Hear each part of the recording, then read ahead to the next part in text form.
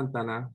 I was proudly born and raised in the San Joaquin Valley here in California, and son and grandson of farm workers. And I'm one of the research scientists assisting with UC Merced's upcoming farm worker health study. I'll also be continuing my medical residency in occupational and environmental medicine at UCSF, while concurrently participating in UC Berkeley's MPH program. So I hope to see some of you there soon. A little bit of housekeeping before we get started. So I'd like to remind our panelists that we have a strict time limit for each presentation, and it'll be about 12 minutes per person. And we'll allot 15 minutes at the very end for questions from our participants. I'll be screening questions. Well, many of us will be screening questions during our presentations. So you can ask questions down below. There's a button that says Q&A. If you hit that button at the bottom of your screen, just let us know who that question is directed toward, if applicable. But those questions won't be asked until after the third presentation. And also there's live interpretation that's available. If anybody needs it that hasn't enabled it yet, there's an interpretation button down below. And you can choose the language of your choice.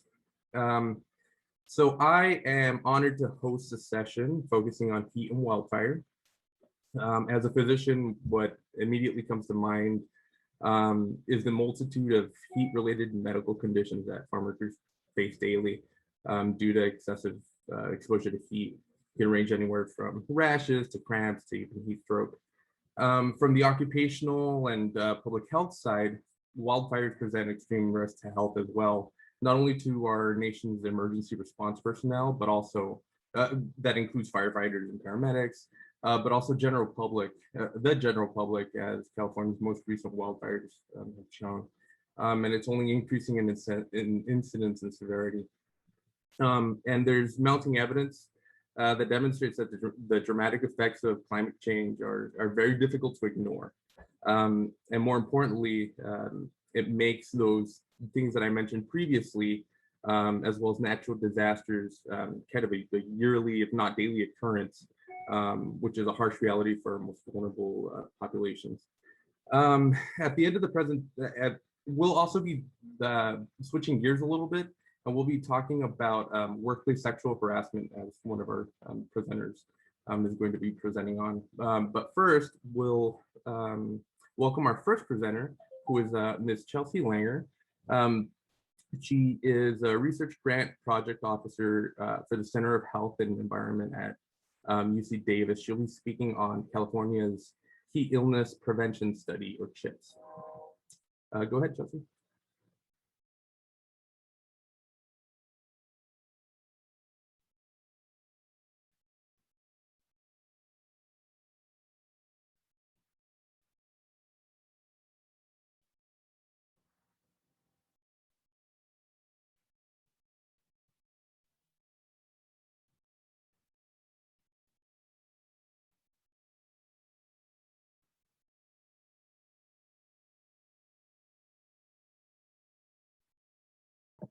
Right, thank you, mute. So I manage the California Heat Illness Prevention Study, otherwise known as CHIPS, and Mark Schenker is the PI on that project. So as you mentioned, the occupational heat-related illness is particularly high risk for agriculture. Between 92 and 2006, there were about 5 deaths per year among agricultural workers in the US, which is 20 times the rate of all industries. And beyond fatalities, heat-related illness symptoms are very common. Studies have shown between 30% in Washington state and up to 85% in Florida state of agricultural workers have documented heat-related illness. And despite how common they are and how severe they are, there is no federal heat standard. OSHA initiated a heat standard in California in 2005 after 4 farm workers died that summer. And then high heat regulations were introduced in 2015 after deaths continued to rise. So the main environmental risk factors for heat-related illness are, not surprisingly, how hot it is outside, the environmental temperature, as well as humidity, which give you the heat index. So some personal risk factors for heat-related illness, I've broken it into modifiable and non-modifiable or less modifiable. So for modifiable, we have acclimatization, so letting your body get used to working in the heat. Hydration, work rate, so how fast you're working, clothing, and shift length. And then the non-modifiable risk factors are age, BMI or obesity, housing. If you don't have air conditioning to cool off at night, that puts you at higher risk, as well as gender, so men are at higher risk. So the Osha regulations are based on primarily data from military personnel, as well as firefighters and athletes. So this may or may not be applicable to farm workers. So the primary aim of CHIPS was to quantify the heat stress risk of farm workers throughout California by assessing hydration, core body temperature, work rate, as well as environmental conditions. A secondary aim was to examine the sociocultural perspectives of heat-related illness using focus groups and interviews. And the overall goal of this was to combine all of this information to create improved prevention strategies for farmers and farm workers. So for CHIPS field work, it was a convenient cross-sectional study. So each farm worker participated for 1 day throughout their work shift. So they had pre and post shift questionnaires that included demographics, health history, knowledge of heat-related illness, prior experience with heat-related illness, their current day exposures and experiences, as well as a lot of other stuff. The core body temperature was measured in minute-by-minute intervals by an ingestible heat pill. So they swallowed a heat pill and then it gave us minute-by-minute temperature readings. We considered at risk of heat illness if they had an elevated core body temperature of greater than or equal to 38.5 degrees Celsius or 101.3 degrees Fahrenheit. For hydration, we primarily used a change in body weight. So we measured their body weight before and after work and asked them to not drink water until after their body weight was taken at the end of the day. And they were considered dehydrated if there was a greater than or equal to 1.5% change in body weight. The work rate was measured by an accelerometer, which gave us minute-by-minute counts. So we have counts per minute for their activity level. And then environmental conditions, we had a couple of weather monitoring stations, as well as we downloaded the irrigation management district data for the site closest to where the farm was located. So in total, there were 30 farms or farm labor contractors throughout California that participated over 2 summers. So 2014 and 2015 were the fieldwork summers. 587 workers were monitored. After data cleaning of 507 are included in the presented results. So some characteristics, and I have it broken down into all of the workers and then not elevated core body temperature and elevated core body temperature. So the age was not different between the groups. They're all, around 38, 39 years old. BMI was significantly higher in those who experienced elevated core body temperature, as well as the work rate was significantly higher among those with elevated core body temperature. The shift length didn't really make a difference. It was all about 8 hours and 45 minutes roughly. And not surprisingly, the elevated core body temperature group also had hotter days with the WBGT is the wet bulb globe temperature, so the environmental temperature. Males were also more heavily featured in the elevated core body temperature group, with about 90% of that group versus about 2/3 of the overall group. Interestingly, piece rate didn't really factor into elevated core body temperature. So it was about 0.25% of the population were working piece rate across the board. But dehydration did factor into elevated core body temperature, with about 1/4 of those with elevated core body temperature being classified as dehydrated. For the overall logistic model, looking at elevated core body temperature and risk factors, male sex, environmental temperature, work rate, and BMI were all significantly associated with elevated core body temperature. So some overall findings and recommendations. So approximately 50% had a prior experience with heat-related illness. This really ran the gamut of, if they experienced thirst at work, had cramps, rashes, any of the heat-related illness symptoms. More seriously, approximately 7% experienced an elevated core body temperature, which 7%, may or may not sound like much, but if you consider how many farm workers are estimated to be in California, we could be talking about 58,000 workers, which is not negligible. Work rate is the main modifiable risk factor. So we suggest that future revisions of standards should include some practical recommendations to adjust the work rates and rest breaks, and adjust hydration recommendations for the type of work and temperature outside, and especially for a few tasks that were found to be associated with higher work rate and were overrepresented in those who experienced elevated core body temperature, like irrigation, hand harvesting, shoveling, carrying. So especially on those workers, focus some efforts. And finally, to tailor training to the cultural and behavioral needs of the workforce. For example, we had, 85% of our workers had been trained in the last year on heat-related illness, but only 14% could answer all of the questions correctly. So clearly something is getting lost. And supervisors are really critical in modeling healthy behavior and reminding workers to follow safety procedures. So to that end, we've developed, we recently released a video entitled "Heat-Related Illness Prevention on the Farm Benefits Everyone." I won't play it now for the interest of time, but I would encourage you all to look it up on our YouTube channel. In it, a farmer, a farm worker, and an ag economist all discuss the benefits of workplace heat illness prevention programs.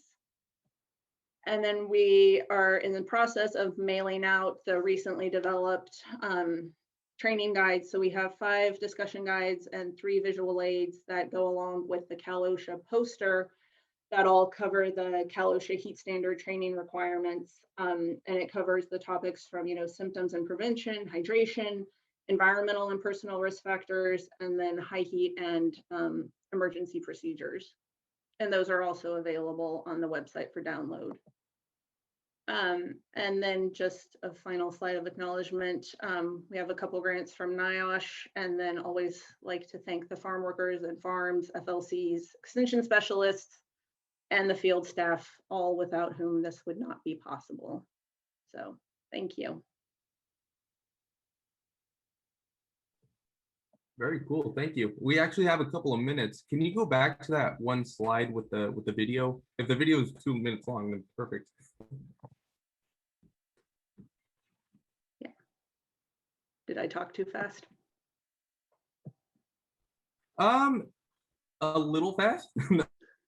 You spoke the perfect amount of time. It's just I imagine that you had a lot of time for questions, right? Which we'll leave to the end. And if the link doesn't work, then we could always go on to our next presenter. Oh, you want to go to the actual? To the yeah, if it plays through the browser, even better. Let me make sure I'm sharing my sound. I've had this problem before. There we go. Ooh. Skip all the ads. Yeah, I've never had that before. So it will be a little long, but we'll watch the beginning at the very least. let me know when to stop.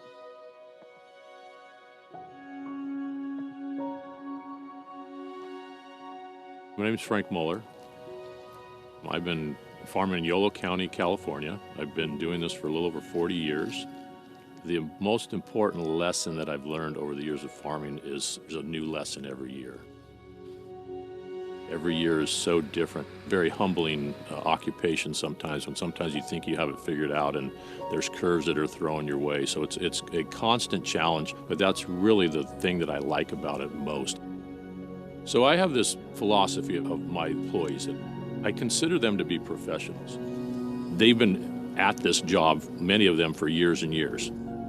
It's supposed to be 102 degrees outside today. As bad as the weather can be, sometimes it just presents a different challenge to you. And what are we going to do to get through this? And how are we going to learn from this experience and not be affected by it as much next year? When it's 110 degrees outside, probably in the field they can go to 110 to 115 or 16 degrees. You don't got water, you can dehydrate easy. Here. The challenge with heat illness. I have enough time for our next presenter, but that video looks very professionally made. That looks like a really, really instructive video. We'll move on to our next presenter here, who is Dr. Michael Mendez and Omar Paz. Dr. Mendez is the Assistant Professor of Environmental Planning and Policy at UC Irvine and a renowned expert in environmental justice and global climate change policy. He's the author of The Invisible Victims of Wildfire Disaster, which is what he'll be presenting on today.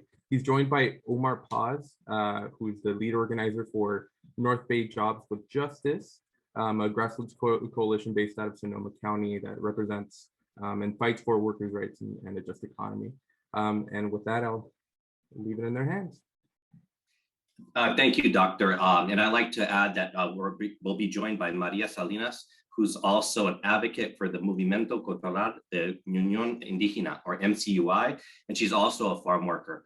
So today we're going to be talking about this collaborative research project that we're doing on the disparate impacts of wildfire and undocumented migrants. And we really start this idea that California is experiencing multiple forms of disaster, fires, blackouts, heat waves, drought, hazardous air quality, and of course the ever-present COVID-19 pandemic.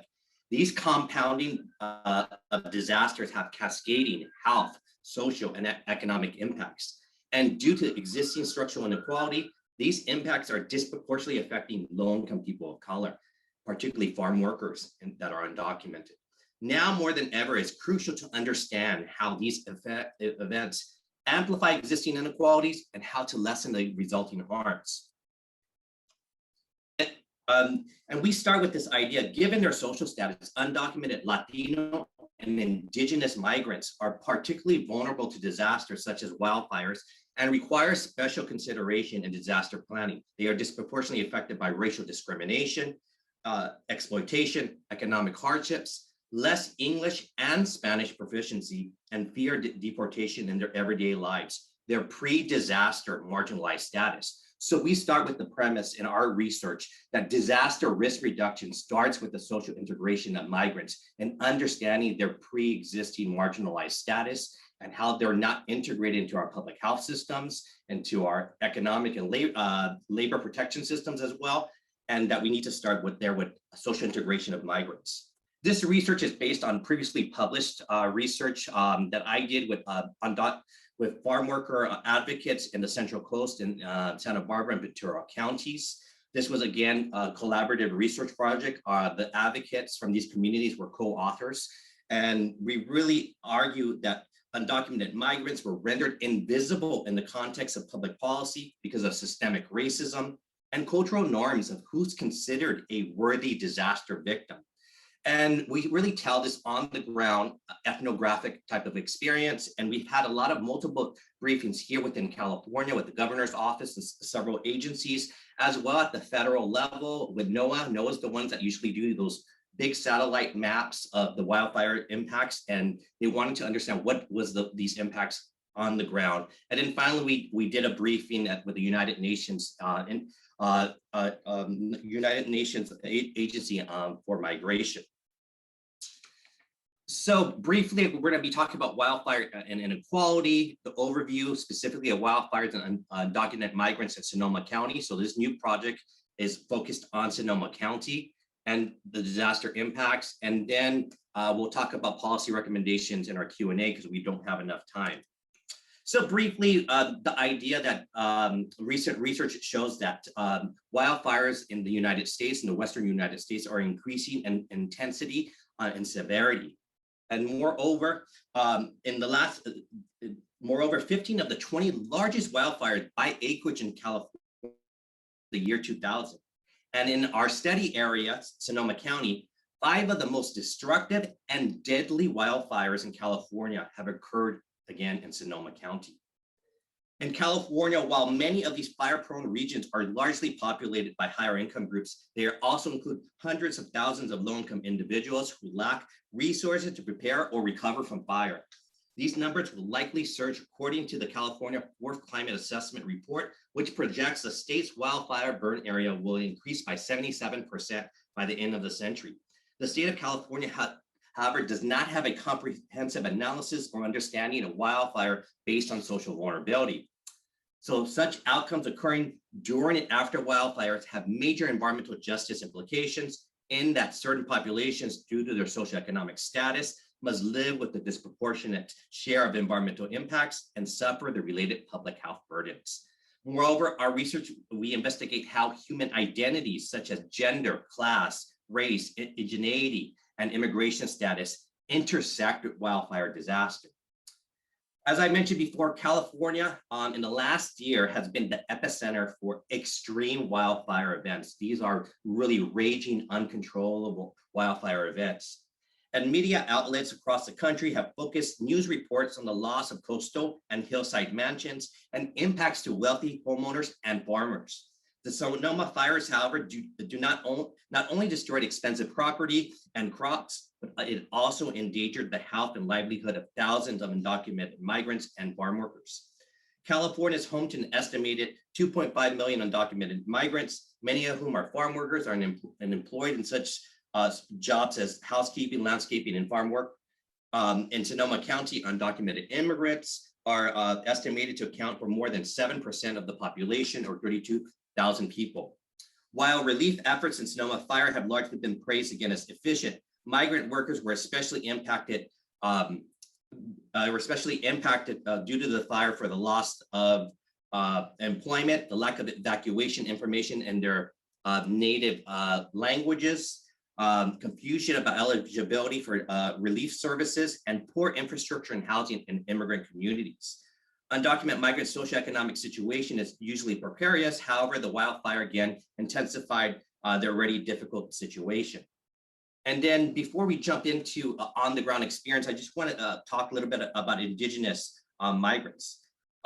Sonoma County is home to a growing Indigenous Mexican population, and it's estimated that 12,000 Indigenous people from southern Mexico live and work in Sonoma County. Concentrated in labor-intensive sectors, many of these Indigenous Mexican people in Sonoma County are culturally and linguistically isolated. Many are illiterate, and some speak neither Spanish nor English, but only their native language, Mixteco, Triqui, Chatino, and Maya. And it's also important to note that these Indigenous Mexican people are not Hispanic or Latino, but they're Indigenous. They are often homogenized with the Latino communities. So now I'd like to hand it over to Omar Paz and Maria Salinas to talk specifically about the impacts. Thank you, Mike. Just a footnote that these experiences on the front lines of this work are both professional and personal, carry significant trauma and emotional triggers, and we always encourage participants to hold space for ourselves, being that's the case. And more importantly, I also want to express my gratitude for everyone's contributions to this work. My part in this work, like many of you all, has been finding my power to share my story and those of the community I'm in, and listen to our undocumented migrant community as part of our collective history.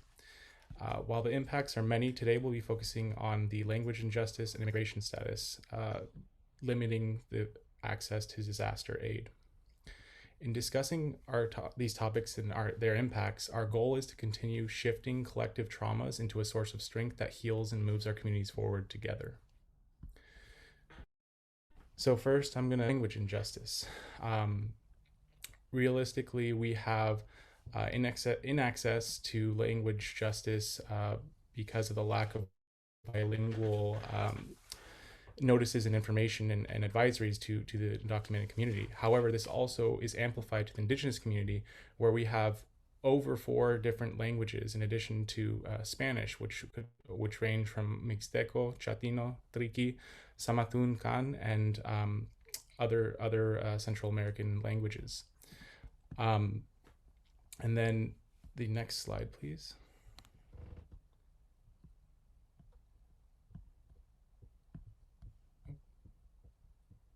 Thank you. Due to the increased rates of the fires across the state, immigrant communities and the general public face significant toxic air quality conditions both during and after the disasters. These impacts are local, regional, and global. And again, notices are not available in Spanish or Indigenous languages, many of which of these languages are not written, but oral. And these notices for the air quality are not discussed in depth with the workers. This leads to a significant impact on their farm worker safety, preparedness, feelings of inclusion, and is concerning given the high rates of predisposal of these populations to respiratory illnesses and other health impacts. And we can go to the next slide, please.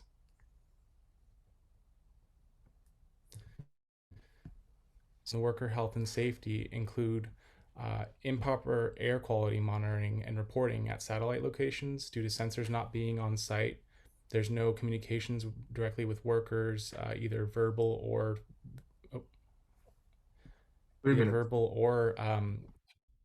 go ahead. 3 minutes. Oh, 3 minutes, thank you. Verbal or by phone calls or text. There isn't an availability of permanent regulations requiring protective equipment like N95 masks, and the current regulations by Osha are also across the regions and states. We have immigrant and Indigenous workers faced with compounding disasters such as cold, heat, drought, and now the COVID-19 pandemic. And given this, they don't have access to unemployment or disability or health insurance. Individuals are laboring during multiple disasters with ongoing mental health impacts and traumas not covered by these services as well. And then we'd actually like to move to the worker testimony. So, si María quieres decir la historia de... Maria is going to give testimony for one of the workers that she represents.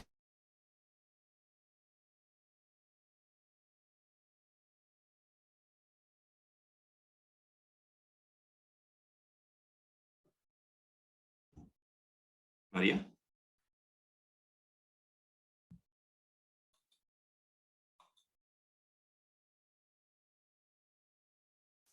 Is Maria on this call? Or is she in one of the rooms? He is listed as Maribel MCY. Her mic may not be working because it says she's unmuted, but I see that she was speaking and didn't hear any. Oh, there we go. Sí, Perfecto. bueno, Varega María Salina, ni lo escucho, yo soy María Salina y soy la representante de la organización Movimiento Cultural, la Unión Indígena. Trabajamos cuando hay lluvia, trabajamos cuando hay fuego, trabajamos en cualquier condición. No es más viable, pero es una necesidad de proveer a nuestra familia, aquí o en las partes de nuestra familia que se quedaron en nuestro lugar de origen. No hay recursos con lo que podamos contar, así que no queda más que trabajar. Yes, Maria. And so we can go to the next slide. 10 seconds. The impacts extend to not just disaster cleanup workers working in landscaping and environmental services, but also domestic and service workers, where their impacts are directly overlapped with loss of housing, facing toxic conditions from ash and smoke cleanup, often without PPE, and facing recruitment tactics that are exploitative from out-of-town restoration environmental cleanup corporations.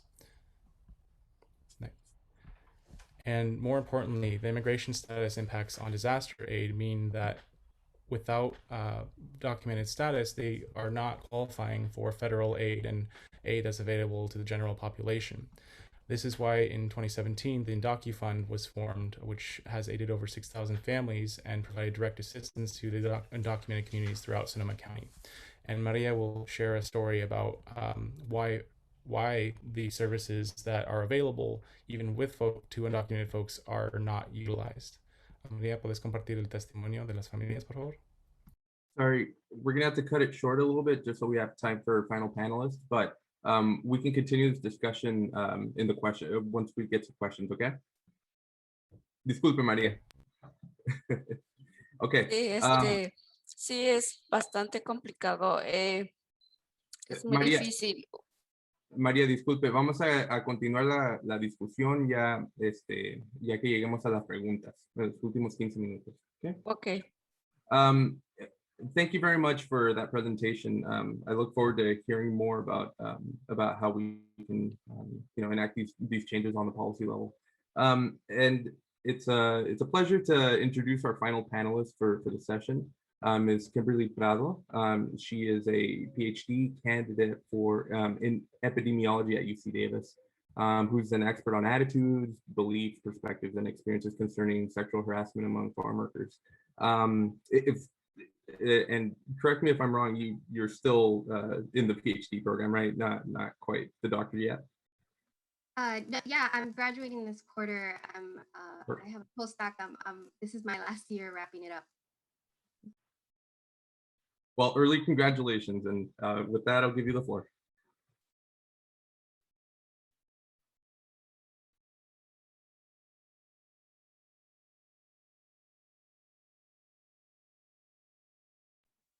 There we go. Thank you for having a space for me to present this important work, and thank you to the previous presenters.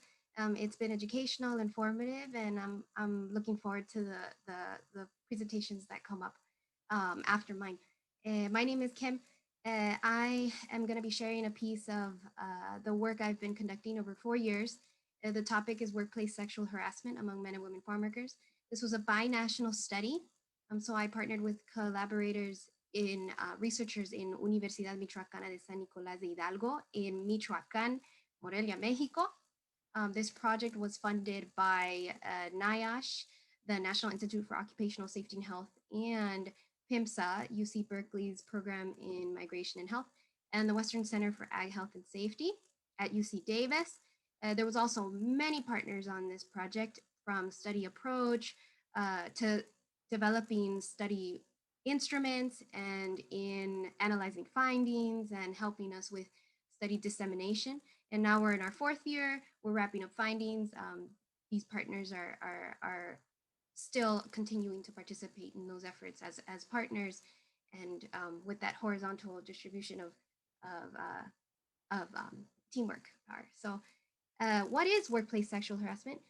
In the United States, we have the Equal Employment Opportunity Commission, and they define it as the unwelcome sexual advances, requests for sexual favors, and other verbal or physical conduct of a sexual nature. It is illegal in all 50 states based in the Civil Rights Act of 1964. Federal courts in the US have recognized 2 kinds of sexual harassment: quid pro quo and hostile work environment. In Mexico, it's recognized in Mexico's Federal Penal Code. It is a crime in 16 of 32 Mexico states. And the 2007 General Law for Women to Have Access to a Life Free of Violence defines sexual harassment as an exercise of power, a subordination of the victim. It's expressed as verbal or physical sexual conduct with a connotation of intense sexual desire. It is a kind of violence. It's an exercise of abuse of power. It renders the victim helpless and at high risk, regardless of it being 1 or more events. So the prevalence of workplace sexual harassment is different based on your position in society. In general, half of all women in the United States experience sexual harassment, half of all working women as well, half of women in faculty and students in university. However, 6 out of 10 women in the Army experience sexual harassment, 6 out of 10 working class Latinas. And the one other survey besides mine in the Central Valley of California revealed that 8 out of 10 women farm workers in their sample experienced sexual harassment. Leaders in the field call this an epidemic, and other leaders in the field like attorney Mónica Ramírez and organizer and advocate Mili Treviño Sauceda, founders of Alianza Nacional de Campesinas. They represent 700,000 women farm workers across the United States. These leaders share that members are particularly concerned with ending workplace exploitation, including sexual harassment. Millie has been quoted saying that she launched the Farm Worker Women's Movement, where they fought for health, safety, and security of all field workers, because women farm workers were also facing sexual assault, harassment, and violence in the workplace, as well as domestic violence in the home. Monica has been quoted saying that in the cases she represents, that she handles, women have spoken up, and they've come forward saying that they're not taking action for themselves, but they're taking action because they want to make sure that this doesn't happen to anyone else.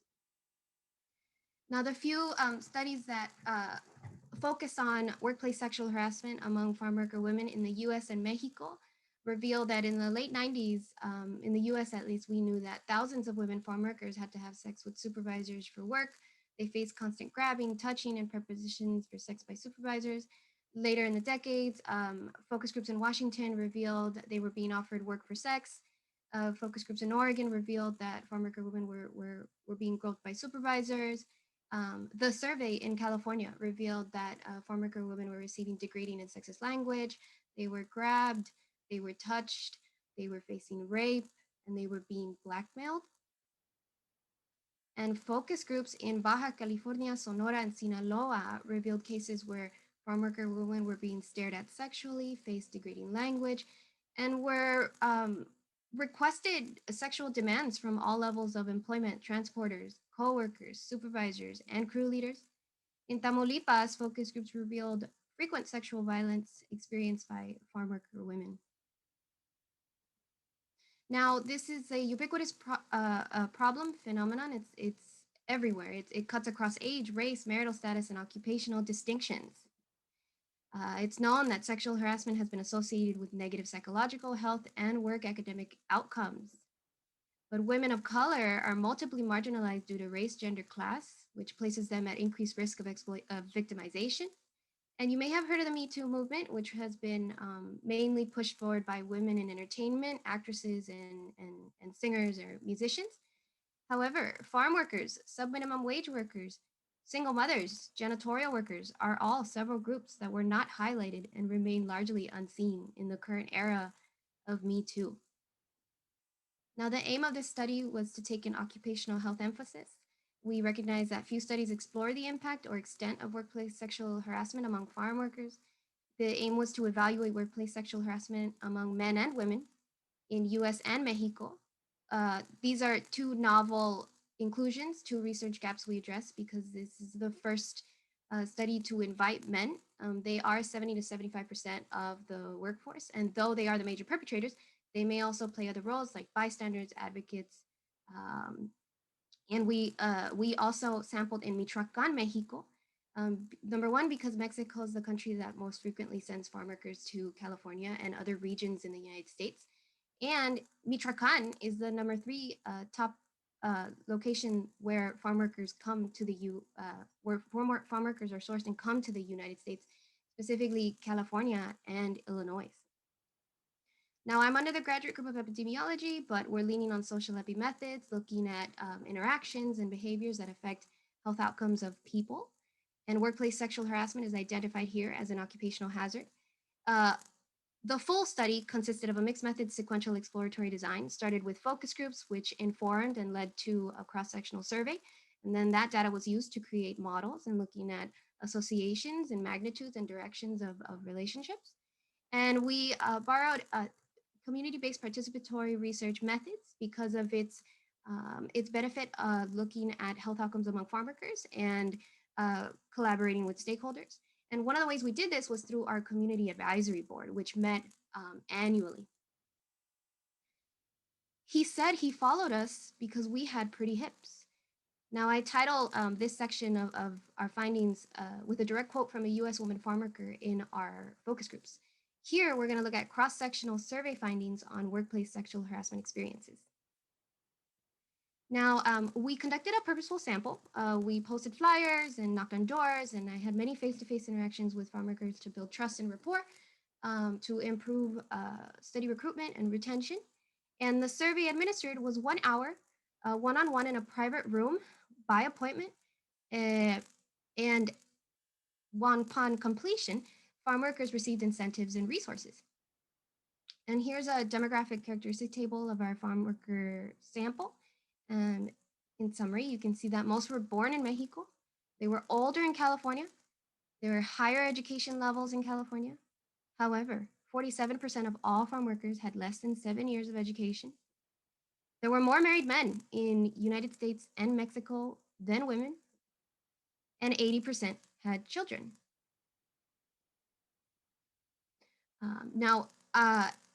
In addressing experiences, you can do this 2 ways. You can do this with direct inquiry-based questioning, where you ask someone, have you ever experienced workplace sexual harassment? Or second, you can do this with behavior-based questioning, where you have specific examples. And it's more reliable because it's not prone to the biases of the person answering the question. Oh, thank you. Yeah. So I'm gonna go ahead and share with you only one piece of our experiences asked, which was gender discrimination. And this was defined as misogynist comments without sexual content. And there were 3 items here. For example, item 1 read, someone at your workplace makes comments that insult women. For example, saying women do not make good supervisors. We're gonna move along to make sure we're not over time. So we found few gender differences between men and women in each country. There was greater gender discrimination among farm workers in Mexico. And for example, the exposures among women in the United States range from 39 to 44%. For men, it was 34 to 42%. For women in Mexico, it was 43 to 57%. And for the men in Mexico, it was 50 to 68%. We also asked about frequency. Is it happening weekly, monthly, annually? And we found that the 2 most reported frequency levels were always and sometimes. Always was weekly, sometimes was annually. And more women than men were exposed to workplace sexual harassment of gender discrimination. I should also share that the proportion of farm workers experiencing 2 or more of the workplace sexual harassment types were 53% of men and 57% of women in California, 80% of men and 67% of women in Michoacan. And all farm workers identified perpetrators at the leadership and co-worker level. And so in dissemination, we've published our focus group findings. We've developed a popular education cuento, 10-minute cuento, and we've developed a policy brief. For the survey data, that is being incorporated into popular education efforts. That paper should be out by in the middle of this summer, and a policy brief should be coming up as well. Also, the Western Center for Ag Health and Safety has pamphlets and videos on workplace sexual harassment prevention in agriculture. So thank you. This is my information. I have to thank my PI, Dr. Stephen McCurdy, my PI in Mexico, Doctora Maria Elena Rivera Heredia, and my partner, Lizette Guadalupe Martinez Servín in Mexico collecting data. I have to thank the farm workers who were brave enough to sit with me and let me borrow their time to ask the survey. PIMSA, NIOSH, Western Center for Ag Health and Safety, and the partners who helped along the way and still pick up the phone when I call. They're still working with me and collaborating. Yep. Thank you very much for that informative presentation. There's a unifying theme here among all 3 of these presentations, that these occupational hazards are a very real part of the farm worker experience, right? Yeah, I want to get to first a couple of comments that we've seen. The first one is for our first presentation, there were great recommendations on regarding the strengthening of the Cal OSHA, the heat standards. So thank you very much for that. Somebody else pointed out that heat illnesses and deaths are a very serious and seriously underreported part of again, reality for farm workers. And these are all things that we need to target, right, in order to fix. But I'll get to our first question that's aimed at Ms. Prado. Have your research? Ignacio, Yeah. if I may, could we have Maria finish her story? Because Yes, of she's a course. farm worker. This is her time away from work and other activities. María, ¿puedes hablar un poquito más?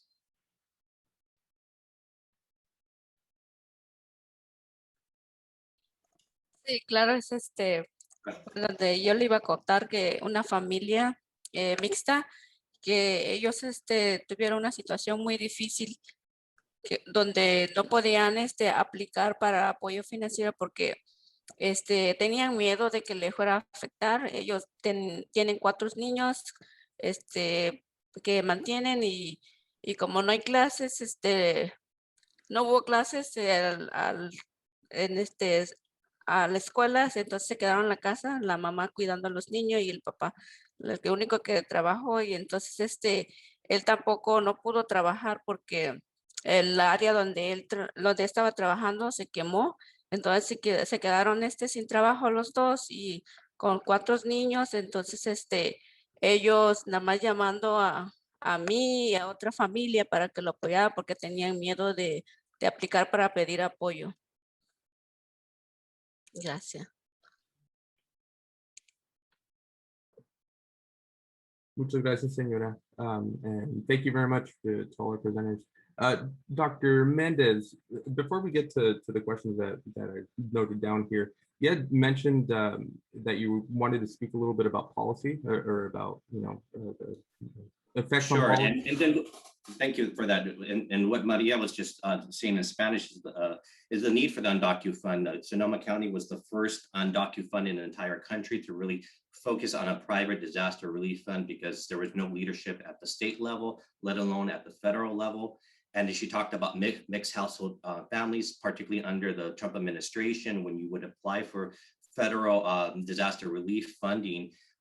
There was a disclosure on the applications that said that if you applied and you're still eligible and you live in a mixed household between US residents and undocumented immigrants, that the information would be shared with Department of Homeland Security and ICE, Immigration Customs Services. So there was a fear even in households that were eligible for federal disaster to access its funds. So the thing is, in absence of federal leadership, the state really needs to step up in terms of having a permanent disaster relief fund.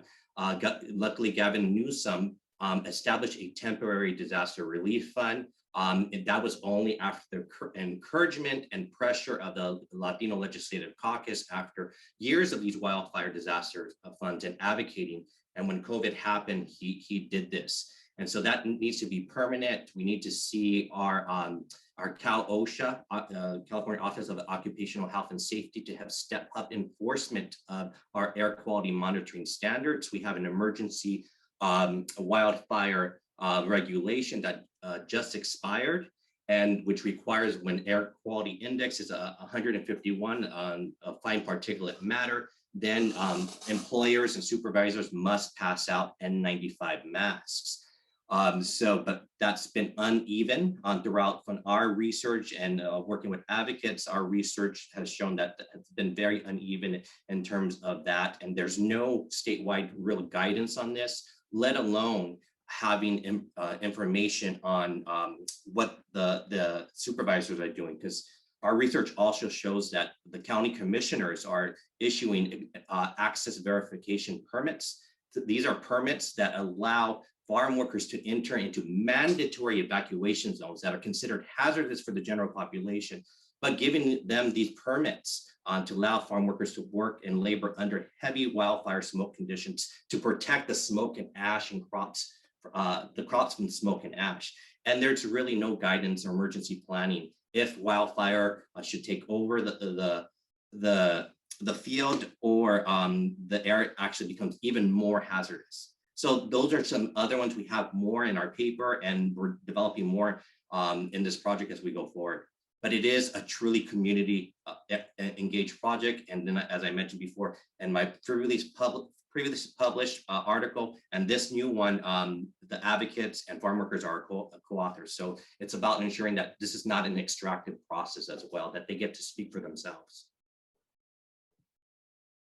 Thank you very much. No, you're doing very, very important work. On a related note, this isn't a question that was asked specifically, but it still involves a policy for, this is geared toward Chelsea. So if you were to enact a policy that say limited work rates or required the specific training of supervisors, is that something that would be realistically feasible in terms of reducing heat related illnesses? Yeah, I think it could be. I mean, right now, there is one table in the NIOSH, like I think it was when they were talking about the federal standard, that is just so complicated and to the point of being unreadable. So I think we could realistically have something where it's like, we found these specific tasks that are working at a faster rate and they are at higher risk. We have the data that they have more elevated core body temperature, they're more dehydrated, they're more at risk. So focus our efforts on these specific tasks like irrigation, shoveling, carrying, and then some of the lesser active tasks, maybe it's not as important to focus our efforts there, or the current recommendations are fine for them and we don't need to go farther. I linked, there's a paper that was just released that explains much more detail about all of this. And then we have another paper from the study that has physical activity levels broken down by tasks. So we could look at that and see, what tasks do we need to, and where is at this temperature, it is more important, and on lower heat days, it's fine. One thing that I didn't get into, because all of our workers are acclimatized, but acclimatization is a very big risk factor. The reason why I didn't really talk about it was because all of our workers basically were acclimatized. So it didn't show up in our data, but that is a very big, important risk factor. And for the Your mic is You're off. muted. Yes, there you go. sorry, for these studies that you conducted, were they usually during the summertime, winter? It was 2 summers. Yeah, Summer? 2 summers. Well, So it's a peak fascinating. of harvest and peak of heat. Oh, fascinating stuff. No, thank you very much for your work. And then Kimberly, I want to give you a few minutes. We have actually a lot of questions for you.